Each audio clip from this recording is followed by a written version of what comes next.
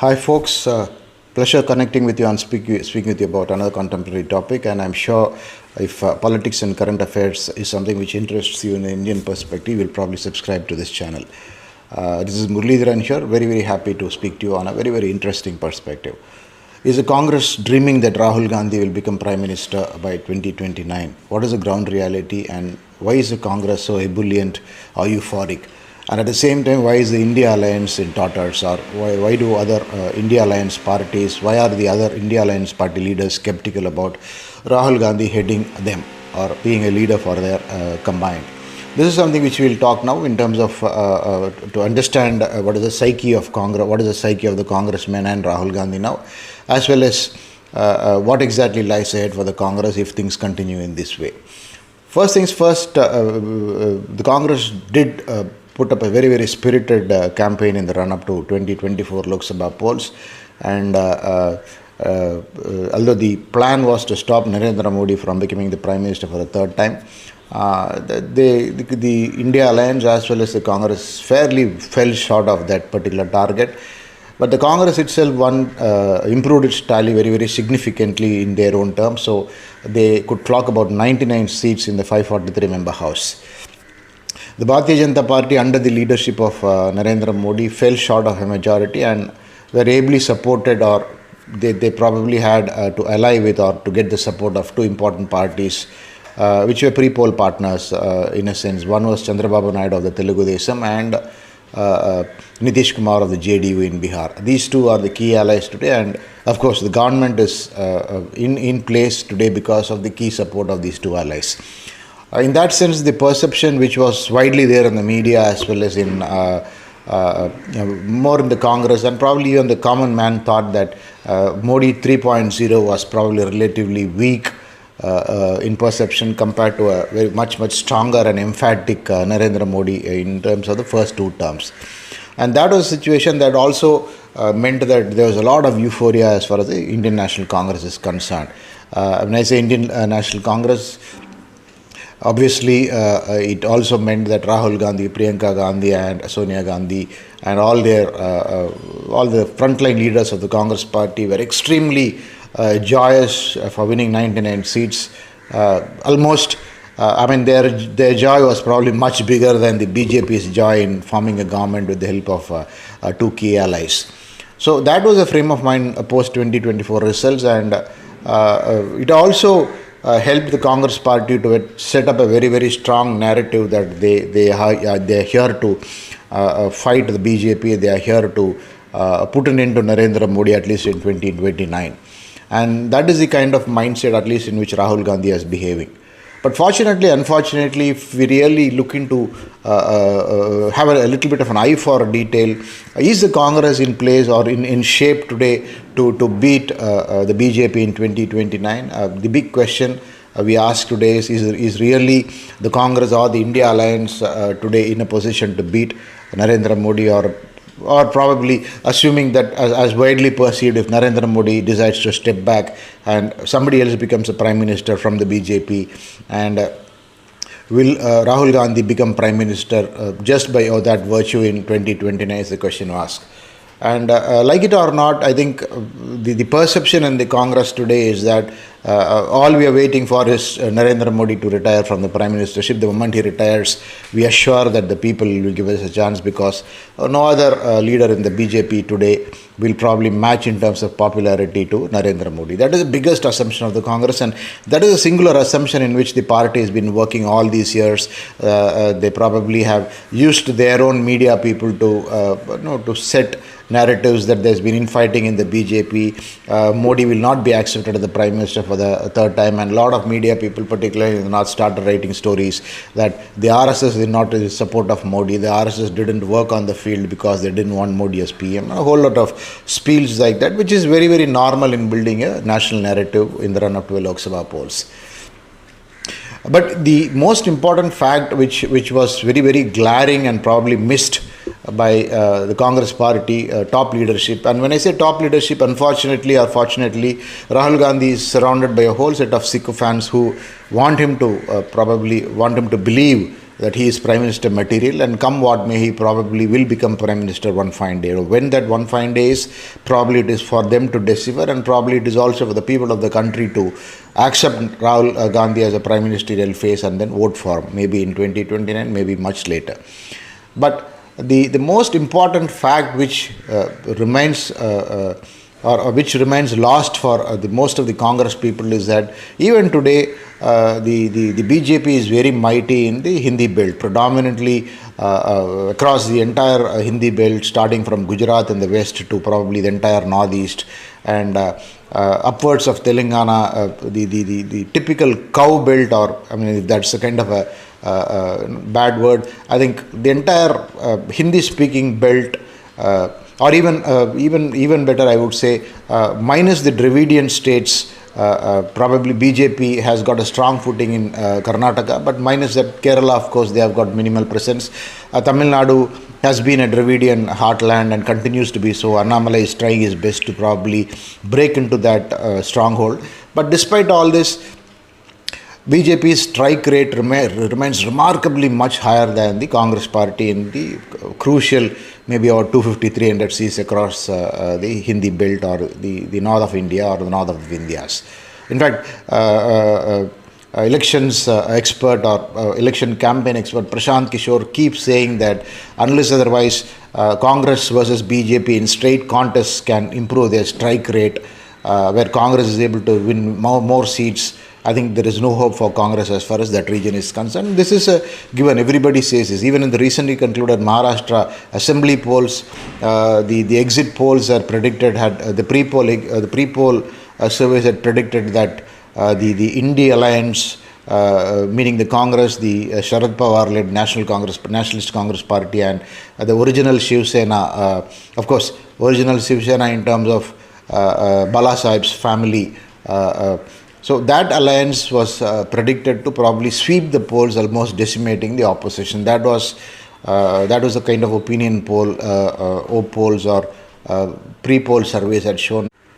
Of course, the pre-poll surveys, the credibility is a big question, because pre-poll surveys also had predicted a huge win for the BJP nationally in the 2024 Lok Sabha polls. So that apart, the most important point is, even in the Maharashtra assembly polls where this contest happened, Congress in terms of absolute numbers has pathetically performed compared in straight contest with the BJP. I'm told on 100 the strike rate of Congress has been less than 20, maybe 18 seats or 19 seats on 100 is what the strike rate is against the BJP. And this is a place where there has been tremendous amount of anti-incumbency. BJP was technically running for power in alliance for the fourth time, whereas Congress was very, very hopeful that post the Lok Sabha poll euphoria that the Congress was staging a comeback against Narendra Modi, and also probably the perception that Narendra Modi's popularity is waning compared to his peak popularity in 2014. I think all of that got completely decimated when the results came out, almost to the point that the BJP didn't even require the support of Eknath Shinde's Shiv Sena to form the government. So that was the kind of ground reality. And more importantly, to answer the assumption that or the biggest assumption that the Congress people have, that if Modi moves away from as a face of the Prime Minister, and if somebody else in the BJP, be it Yogi Adityanath or Himanta Biswa Sharma, if somebody else is projected as PM, then they always think that Rahul Gandhi is a better candidate than this person who is an alternate to Modi. Sadly, in the case of the Maharashtra elections, Mr. Modi wasn't projected as much as he was projected on national polls or even other state polls, like for example Rajasthan or other states, in other Hindi heartland states. What was projected is the governance of the BJP and Shiv Sena combined Mahayuti, and also whether Eknath Shinde or Shri Devendra Fadnavis has to be Prime Minister. So Modi, deliberately as a strategy, Modi was given a backseat. Maybe it was also a strategy by the backroom boys of RSS, who were widely perceived as to be very active in the Maharashtra polls compared to their inactivity or being dormant in the national Lok Sabha polls for 2024. So all this also gives a kind of a clue that Modi's leaving the Prime Ministership may not be the single passport for reviving the fortunes of the Congress nationally. That is one thing which they really I think none of the Congress leaders, particularly those sycophants who always around Rahul Gandhi are trumpeting him to be Prime Minister, fail to realize that the kind of well-oiled organizational machinery BJP has, the well-oiled electoral success strike rate machinery which the BJP has nationally across multiple states, and minus probably one or two states in the South India. I think everywhere else BJP is a very, very sharp electoral machinery. They take feedback for every single poll. They analyze every poll's data like mad and see in terms of even to the booth level where things go wrong and things like that. So if this is a state of affairs, just because Rahul Gandhi and his coterie assume that people are going to be fatigued with the BJP and fatigued with Narendra Modi in 2029 and vote for the Congress and in turn vote for Rahul Gandhi to be Prime Minister, I think that assumption probably is going to be a biggest blunder which the Congress and the opposition makes. And rightly or wrongly so, today the India Alliance also is in tatters. The India Alliance partners like Samajwadi Party and Mamata Banerjee and even Sharad Pawar, they're all kind of tired of the kind of day-to-day issues which are being addressed by Rahul Gandhi. So Rahul Gandhi, right even before the Lok Sabha polls, has only about 3-4 things as an agenda. One is, I think they say they'll protect the constitution by flashing the red-colored constitution book wherever they go. Number 2, they want to rake up these business links with Adani and Modi, and they think any business woes which Adani suffers because of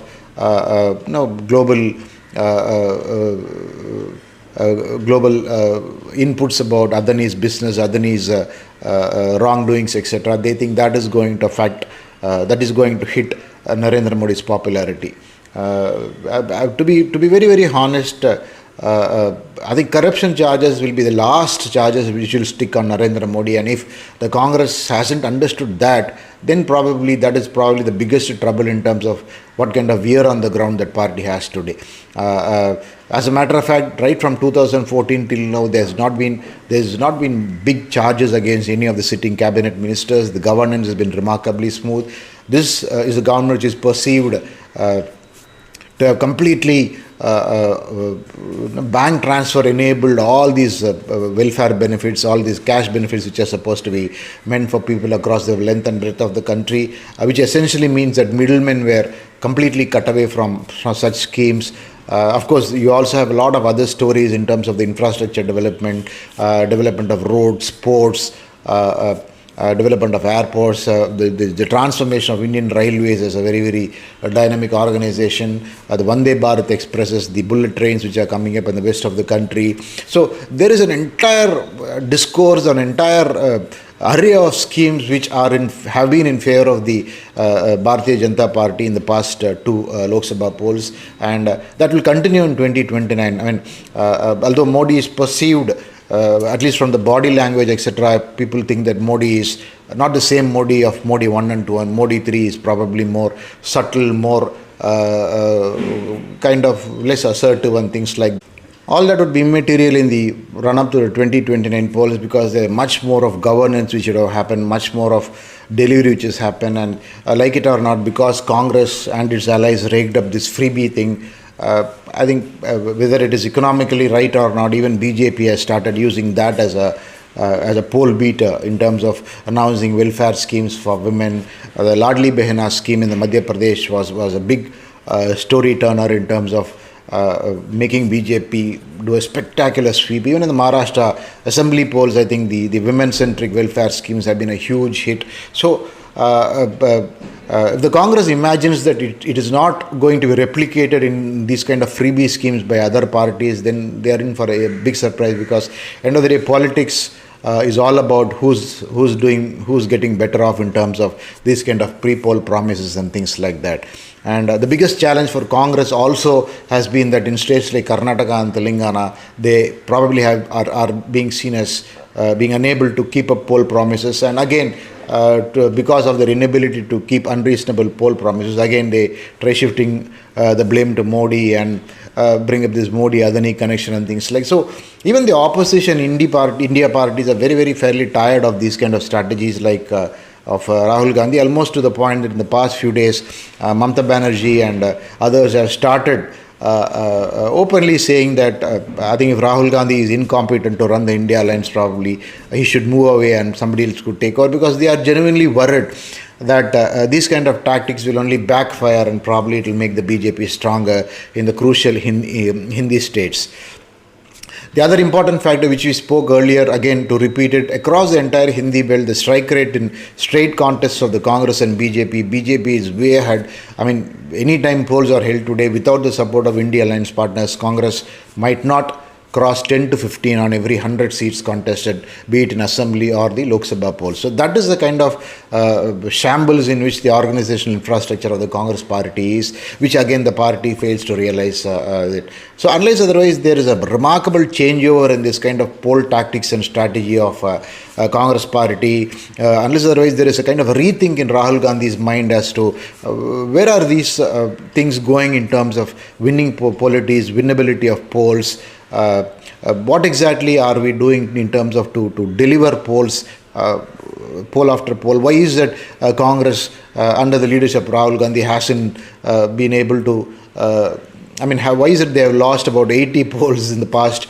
10-15 years, whereas BJP probably has won 80 polls on 100 polls? So this is the kind of critical analysis which again is lost today in the Congress, and without that it will be very, very difficult for Rahul Gandhi to nurture the dream of being a Prime Minister. And even assuming that strategically they want to probably give Rahul Gandhi a backseat and make Sonia Gandhi or project Sonia Gandhi as a Prime Minister face, I don't see any qualitative difference in terms of how things are better in terms of winning polls for the Congress party. Yeah, there are probably some states where these Gandhis might have some personal charisma. There probably might be about 20-30 parliamentary seats where this charisma could sway votes. For example, in states like Tamil Nadu, although Congress doesn't fight Tamil Nadu alone, they always are in alliance with any Dravidian party, and for a fairly long time they have been in alliance with the DMK here, and in states like this, of course, any pre-poll survey hints that who is a better Prime Minister, Rahul Gandhi or Narendra Modi. Rahul Gandhi comes way ahead of Narendra Modi. So that may be the case with Priyanka Gandhi also. So isolatedly, maybe in about 20-30 Lok Sabha seats, this Priyanka Gandhi, standing instead of Rahul Gandhi might have an impact. But that besides, I think as of today, unless otherwise Congress mends its ways, the Congress close coterie or sycophants mend their ways, I think it is going to be very, very tough to probably challenge the BJP in 2029, irrespective of whether Narendra Modi is the Prime Minister candidate or probably they'll prop up somebody else as the Prime Minister candidate. We don't know. Given that people want Narendra Modi as the Prime Minister, he might even be the face of the Prime Minister in the 2029 polls. That is something for the BJP and the RSS probably to decide. But otherwise, fundamentally, most of the assumptions in which the Congress party thinks that they will be voted to power in 2029 are very, very flawed assumptions, is what we need to understand. Another important thing there are multiple points at which this Congress is euphoric about. The first euphoria is about BJP not winning big, though they formed the government. The second euphoria is that, okay, we won 99 seats as against maybe around 50 seats in the previous polls. I mean, they don't even realize that 99 seats is probably way short of maybe another 160, 170 seats to form a government of your own. That is one thing. And in the recent past, Rahul Gandhi vacated the Wayanad seat, which has been contested again by Priyanka Gandhi, and Priyanka Gandhi won in a very, very huge way. Again, that is probably I think congressmen across the country are trying to give a anti-Modi color to it. But sadly, Congress should also realize that the demography of Wayanad, and more so Kerala, is a state which is favorable to them. Kerala Congress has got a fairly low, robust pace, except the Congress-led UDF and the LDF, Left Democratic Front. Nobody else has got a presence there. And more importantly, it is a Muslim league and other Muslim parties which are with the Congress, which are actually fetching them votes. So in Wayanad, not Priyanka Gandhi, even if Ramesh Chennithala contests or any XYZ contests in Wayanad, Congress would have probably won. Maybe the margin may not be this bigger. So to attribute that the Wayanad poll result is again a win against Narendra Modi can only be a very, very, I think people have to be facile to think like that. But unfortunately, Congress tends to believe that these are all anti-Modi rallying points and things like that. And as mentioned earlier, these Adani Modi corrupt links aren't going to stick in public mind because sadly corruption is less of a public issue as far as polls are concerned. If you consider states like Tamil Nadu, the erstwhile Andhra and Karnataka, I think if you probably count corrupt leaders who won elections, it will be much more than non-corrupted leaders winning elections, because unfortunately, polls aren't decided on corruption as a factor, and even more when corruption charges aren't going to stick on someone like Narendra Modi, it is very difficult for the Congress to make any headway like this. I think that is a singular reason why the opposition front is very tired of Rahul Gandhi's tactics and strategies. None of these tactics and strategies which have been used in the recent 1 or 2 years have really fetched votes. The caste censuses have been a disaster from them in North India, which has actually led to counter consolidation in many places.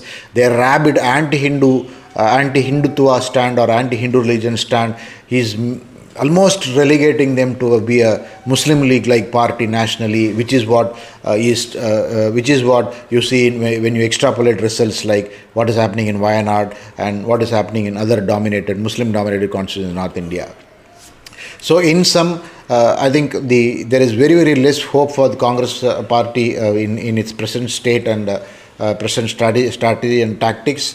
Any democracy requires a very robust opposition, and Congress has been given a wonderful opportunity to be a credible, viable opposition, to come up with their alternative programs and plans, how better governance will be, how better infrastructure will be, how better public service delivery, etc. will be. And they probably could have pitched that all well for the next 3-4 years and put up a real challenge to the ruling BJP. But unfortunately, because of a kind of a political myopia being suffered by Rahul Gandhi and his team, I think Congress is going to have a tough time even in these 4 years. They'll probably be even isolating more of their own allies in the coming days is what we can conclude.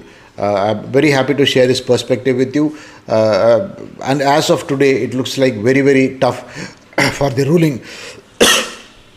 ruling combined to be challenged in the next 2029 polls. Of course, even 1 month is a long time in politics, so Congress still has the opportunity to reinvent them in a very big way. Let us see what they do. I'm very happy to have shared this perspective in this fairly long video. I'll connect with you soon with another interesting topic. A pleasure talking to you. Have a great time ahead. Thank you. I'll be very happy to have your feedback and views on this. And if there's any other political issue which you want me to speak about, you can leave it in the comments. I'll certainly see that I cover that as soon as possible. Thank you. Have a wonderful time ahead.